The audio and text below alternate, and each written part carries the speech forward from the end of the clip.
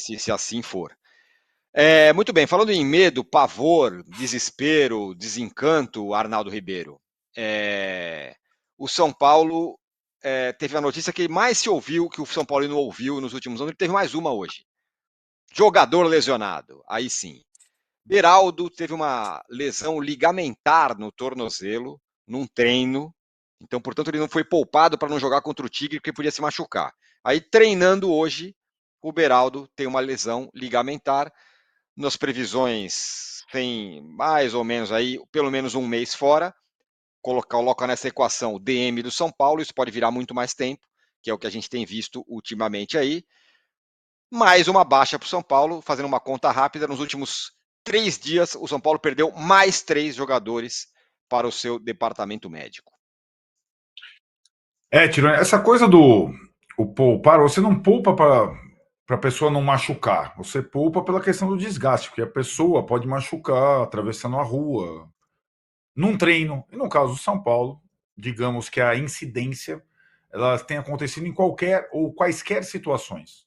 Até em casa teve acidente doméstico do Thales Costa. Né? Então teve tudo.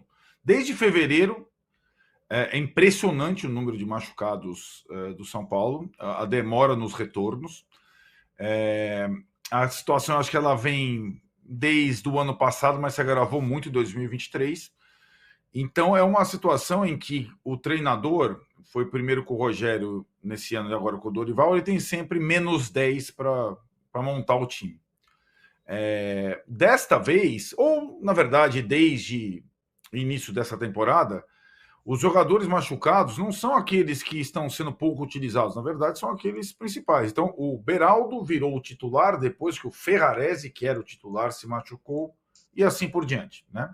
Então, as coisas acontecem quase em progressão geométrica. Eu não sou supersticioso, não acredito nessa coisa de mal olhado, mas de fato, todo clube joga sal grosso, não sei o que lá, quando tá perdendo. Alguma coisa. Porque a lesão do Beraldo foi aquela lesão do jogador de basquete, sabe, Tirone? O cara sobe para cabecear, cai, pisa no pé, em vez de pisar no gramado, pisa no pé do companheiro, torce. E aí ele teve a ruptura dos ligamentos com essa previsão que você descreveu aí. O São Paulo, já com essa questão da comunicação, tentou, antes de comunicar a lesão do Beraldo, comunicar a volta do Pablo Maia, que saiu chorando contra o Tigre, depois de uma porrada muito forte, não foi constatada a fratura, hoje ele conseguiu treinar. Então, primeira boa notícia. Sabe aquela coisa? Primeiro, você quer primeiro a boa ou primeiro a má? O São Paulo deu a primeira boa. Aí vieram as duas más. A lesão nova do Beraldo e o Caleri, que tem um problema nas costas. Está evidente que ele tem um problema nas costas depois do jogo contra o Tigre. Qual é o problema? Né? O Caleri não apareceu no campo, não vai jogar contra o Fluminense e é dúvida para o jogo do Palmeiras. E o Caleri é um dos principais jogadores do time também. O Caleri foi aquele que também já se machucou no tornozelo e se recusou a operar. Foi para o tratamento convencional e está jogando ali, sabe-se lá como. Então, o São Paulo, na verdade, o que acontece com o São Paulo para os jogos, normalmente, é a sobra. Quem sobrou apto. E é assim que os treinadores têm tentado montar o time em 3 frentes. O São Paulo ainda está em 3 frentes, assim como o Palmeiras. Então o Palmeiras está lamentando muito a questão do Zé Rafael. Para cada Zé Rafael do Palmeiras tem uns 5 do São Paulo, 6. Né? E esse é o confronto que está por se anunciar aí pela frente. O São Paulo, eu acho que montou um elenco para 3 competições, mas com esse índice de lesão, 1/3 do elenco está sempre fora no DM. O Beraldo vinha sendo uma das principais peças do time, né? E o São Paulo tem poucos zagueiros no elenco, assim como o Palmeiras também tem poucos. E aí, só que assim, né? Tem uma distinção entre esses dois times de programação. O Palmeiras, o treinador, a recuperação normalmente é rápida, a preparação e a prevenção muito eficaz.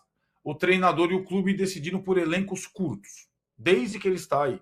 Essa é a grita lá do não é mole não, vendeu Scarpa e comprou o avião. É uma estratégia do Palmeiras há algum tempo e é um cobertor curto. Como disse o próprio livro do Abel, no primeiro ano de sucesso ali, a saída da Copa do Brasil para o CRB permitiu que o elenco curto trafegasse bem nas outras duas frentes. 3 frentes para o Palmeiras é difícil também, porque o elenco é curto mesmo. E o São Paulo, não, vou jogar as 3 frentes com a mesma devoção. Foi o que falou o Dorival. Agora foi com o previu o Rogério Ceni lá atrás. Só que com menos 10, você não joga 3 frentes, cara. E a cada jogo com menos, você falou, terça para sábado, 3 baixas, né? O Pablo agora se recuperando, fica bem complicado. Então o São Paulo deve ter um time bem modificado contra o Fluminense e contra o Palmeiras provavelmente não vai ter 2 dos seus principais jogadores. Para não dizer que só tem má notícia no dia, um jogador do São Paulo, daqueles lesionados há muito tempo, voltou a trabalhar normalmente e deve ser relacionado depois de um tempão. O Wellington, que fraturou o tornozelo lá no Allianz Parque, no jogo contra o Água Santa, fez a cirurgia e agora deve ficar no banco contra o Fluminense. Esse é um retorno daqueles todos que estavam lesionados. O Pato ainda não tem previsão de estrear.